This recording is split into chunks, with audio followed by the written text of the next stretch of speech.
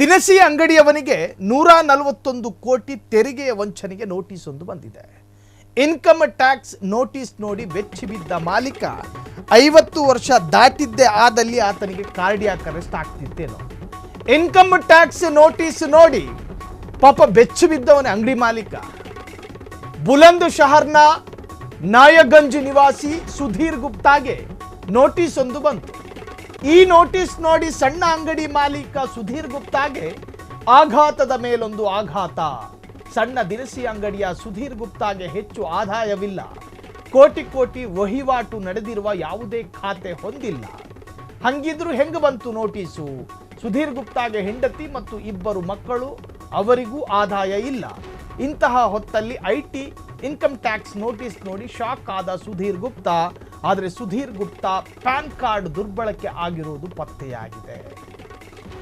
ದೆಹಲಿಯ 6 ಕಂಪನಿಗಳಿಂದ Sudhir Gupta PAN card ದುರ್ಬಳಕೆ ಮಾಡಲ್ಪಟ್ಟಿದೆ. ಇದೀಗ ದೆಹಲಿಯ 6 ಕಂಪನಿಗಳ ನಿರ್ದೇಶಕರ ವಿರುದ್ಧ ದೂರು ದಾಖಲು.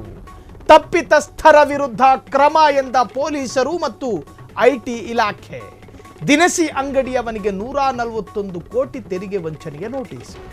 2 ಚಾಕ್ಲೇಟ್ ಡಬ್ಬ, 1 ಬಾಚಣಿಗೆ ಇಟ್ಕೊಂಡಿರೋ ಅಂಗಡಿಗೆ 141 ಕೋಟಿಯ ಇನ್ಕಮ್ ಟ್ಯಾಕ್ಸ್ನ ನೋಟಿಸ್ ಬಂದರೆ ಪಾಪ ಅವನಾಗಿದ್ರಿಂದ ಬಚಾವಾದ. ನಮ್ಮ ಕರ್ನಾಟಕದಲ್ಲಿ ಆಗಿದ್ದಿದ್ರೆ ಫಸ್ಟೇ ಹೃದಯ ದುರ್ಬಲ ಇರೋರು ಜಾಸ್ತಿ ಎದೆ ಹೊಡಕತ್ತಾ ಇದ್ರು.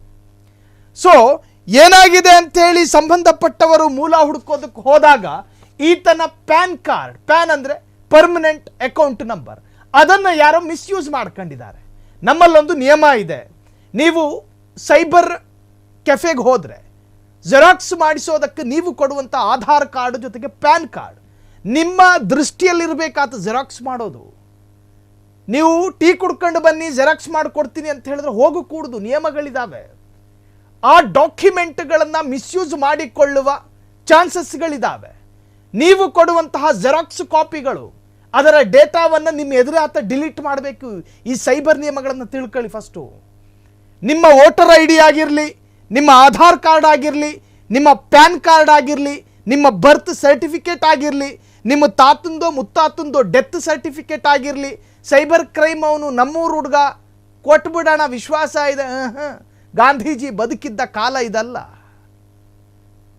ನಿಮ್ಮ ಎದುರು ನೀವು ಕೊಟ್ಟ ಅಸಲಿ ದಾಖಲೆಗಳ ಡೇಟಾಗಳನ್ನು ಡಿಲೀಟ್ ಮಾಡಬೇಕಾತ ಸೈಬರ್ ನಿಯಮದ ಪ್ರಕಾರ. ನೋಡಿ, ಇವತ್ತು ಇದು ನಮ್ಮ ರಾಜ್ಯದಲ್ಲೆಲ್ಲ ಆಗಿರುವಂತಹದ್ದು. ಆದರೆ ಏನೇ ಆಗಿರಲಿ ಒಂದು ಪಾಠ ಇರುತ್ತೆ.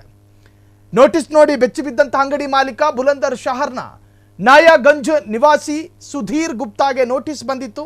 ಆ ನೋಟಿಸ್ ನೋಡಿ ಸಣ್ಣ ಅಂಗಡಿ ಮಾಲೀಕ ಸುಧೀರ್ ಗುಪ್ತಾಗೆ ಆಘಾತವೊಂದು ಕಾದಿತ್ತು. ಸಣ್ಣ ದಿನಸಿ ಅಂಗಡಿಯ ಸುಧೀರ್ ಗುಪ್ತಾಗೆ ಹೆಚ್ಚು ಆದಾಯಗಳಿರಲಿಲ್ಲ. ಜೊತೆಗೆ ಅವರ ಕುಟುಂಬಸ್ಥರು ಹೆಂಡತಿ ಮಕ್ಕಳಿಗೆ ಏನಾದರೂ ಸರ್ಕಾರಿ ಹುದ್ದೆ ಇದೆಯಾ ಅಂತ ನೋಡಿದ್ರೆ ಇಲ್ಲ, ಯಾರಿಗೂ ಆದಾಯ ಇಲ್ಲ. ಈ ಪುಣ್ಯಾತ್ಮ 141 ಕೋಟಿ ಎಲ್ಲಿಂದ ತತ್ತಾನೋ ಏನೋ. ಅಂದಾಜು ಪೊಲೀಸರು ಬೇರೆ ತರಹದಲ್ಲಿ ಅದನ್ನು ಕೆದಕಿದ್ರು. ನೋಡಿದಾಗ ಈತನ ಪ್ಯಾನ್ ಕಾರ್ಡನ್ನು 6 ಕಂಪನಿಗಳು ಬಳಸ್ತಾ ಇತ್ತಂತೆ. ಸೊ ಈತನ ಮೇಲಿದ್ದಂತಹ ಸಂದೇಹಗಳು ಕ್ಲಿಯರ್ ಆಗಿತ್ತು ಅಲ್ಲಿಗೆ. ಕ್ಷಣ ಕ್ಷಣದ ಸುದ್ದಿಗಳಿಗಾಗಿ ಫ್ರೀಡಂ ಟಿವಿ ಸಬ್ಸ್ಕ್ರೈಬ್ ಮಾಡಿ, ಲೈಕ್ ಮಾಡಿ ಹಾಗೂ ಫಾಲೋ ಮಾಡಿ. ಹೊಸ ಸುದ್ದಿಗಳ ನೋಟಿಫಿಕೇಶನ್ಗಾಗಿ ಬೆಲ್ ಐಕಾನ್ ಮೇಲೆ ಕ್ಲಿಕ್ ಮಾಡಿ.